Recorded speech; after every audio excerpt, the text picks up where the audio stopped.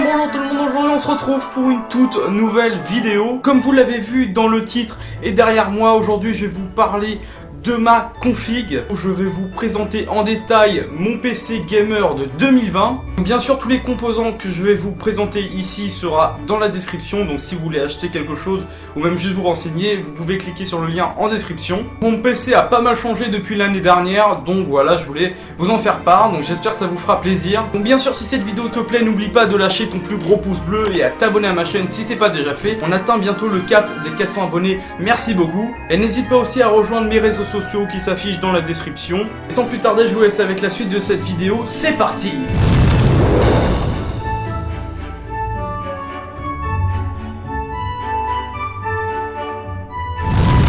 Alors pour débuter, je vais commencer par vous parler du boîtier. Donc mon boîtier, c'est un MSI Vampiric 010.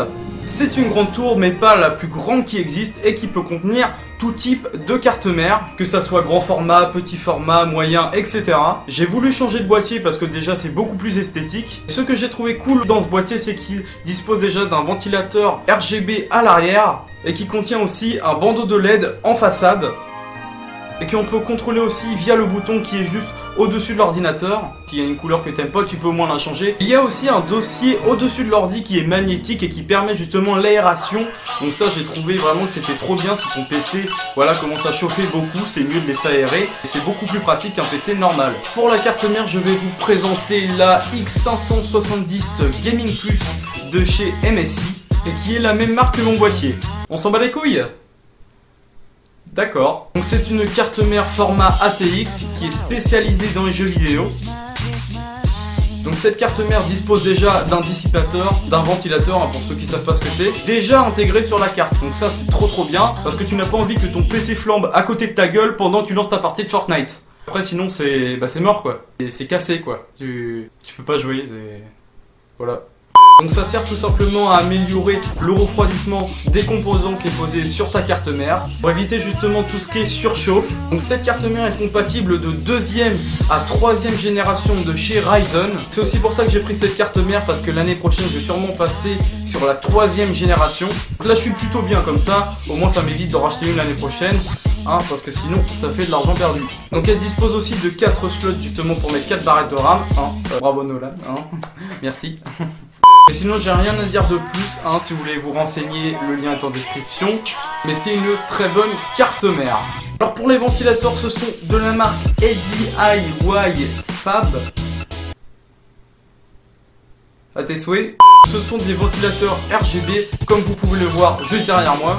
Elle dispose aussi d'une télécommande qui permet de changer justement la vitesse ou le mode.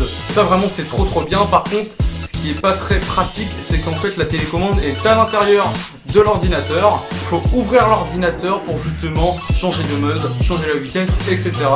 Ça c'est un peu un point négatif. Donc j'ai décidé de changer les ventilateurs pour déjà en avoir plus.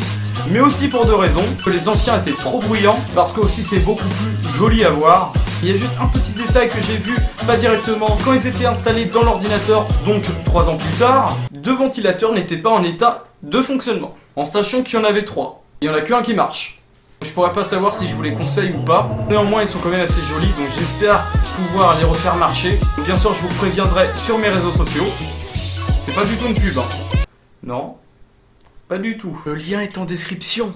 Allez viens. Alors niveau processeur, j'ai toujours pas changé, c'est le même que l'année dernière. Donc c'est un Ryzen 5 2600X qui peut être cadencé à 4,25 GHz. Donc il est accompagné de son système de refroidissement qui est un ventirad pour éviter justement que ton processeur brûle. Ça serait con. Alors j'aime bien ce processeur parce que déjà il est puissant, mais en plus qui est pas hors de prix. Ça coûte aux alentours de 150 € avec justement son ventirad. Pour pas trop cher, on peut s'acquérir un processeur qui fait largement le taf. Et néanmoins je compte quand même changer de processeur l'année prochaine pour une gamme un peu plus au-dessus. Et toujours chez Ryzen, attention Les Intel là, je vous vois là, bande d'enfoirés. Pour l'instant c'était pas vraiment une urgence d'en prendre un cette année parce qu'il fait clairement le taf, parce qu'il est toujours aussi puissant pour les jeux, donc pour l'instant c'est pas vraiment une urgence de le changer cette année. Alors pour la carte graphique c'est pareil, j'ai toujours pas changé, je suis sur une GTX 1060 6 Go qui fait quand même toujours son travail depuis le temps. Donc c'est une très bonne carte graphique pour faire tourner les jeux dans une bonne résolution. Néanmoins, les années qui vont suivre, je vais pas dire que je serai obligé, mais ce serait quand même préférable de changer pour un niveau un peu plus poussé, parce que pendant les années qui vont suivre, il y aura bien sûr de plus en plus de jeux et qui vont notamment aussi demander plus de performance. Je pense passer dans la gamme des RTX l'année prochaine, mais ça coûte quand même un peu cher, 500 balles. Je vais changer mes composants au fil du temps. Pour la RAM, j'ai peut-être été un peu trop gourmand. C'est bon, le mec prend ses responsabilités, quoi. Non mais allô, ta gueule.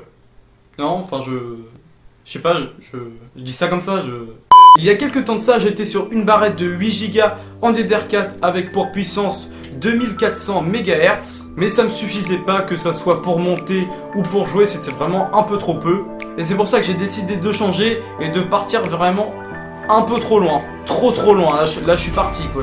J'ai décidé de prendre deux barrettes de 16 Go en DDR4 avec pour puissance 3000 MHz. 2 x 16 Go, ça fait 32 Go. Bravo Nolan.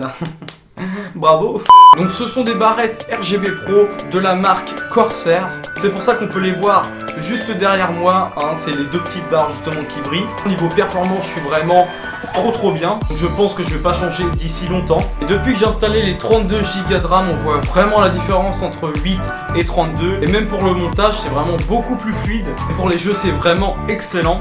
Ils sont un peu chers, mais c'est normal parce qu'ils disposent justement des lumières de LED dessus. Mais sinon, il existe aussi des sortes de petits kits à 30 € que vous pouvez mettre sur votre RAM justement pour donner un petit coup de jeune à votre PC, hein, si vraiment il date un peu. Je vous les recommande absolument. Le lien est en description. Donc pour le disque dur, je suis en HDD. Donc j'ai 1 Tera de stockage de la marque Toshiba. Et j'ai en plus un disque de 500 Go aussi en HDD. Donc j'ai 1500 Go dans mon ordinateur, que ce soit pour les jeux, les films ou encore les vidéos. Là vraiment je suis trop bien. Mais vraiment je vous conseille pas de prendre 1500 Go parce que ça sert pas à grand chose si vous voulez juste jouer, parce que franchement c'est largement suffisant. Et bien voilà, c'est déjà la fin de cette vidéo. Donc si tu l'as aimé, n'oublie pas à lâcher ton plus gros pouce bleu, ça fait super plaisir. Donc abonne-toi si c'est pas déjà fait. Et bien sûr rejoins-moi sur mes réseaux sociaux, ils s'affichent dans la description. Moi je vous laisse sur cette fin. Salut tout le monde.